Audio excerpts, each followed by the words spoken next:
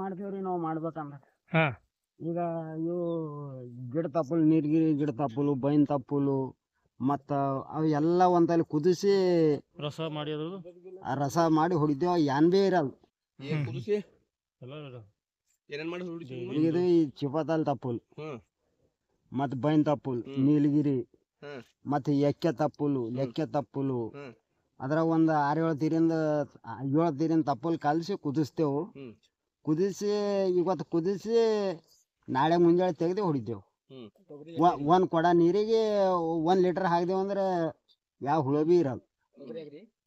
ತೊಗರಿಗೆ ಹೋಗ್ರಿ ನೀವು ಯಾವ್ದಕ್ ತರಕಾರಿ ಹೊಡ್ರಿ ಅದಕ್ಕೆ ಬಿ ಹೊಡ್ರಿ.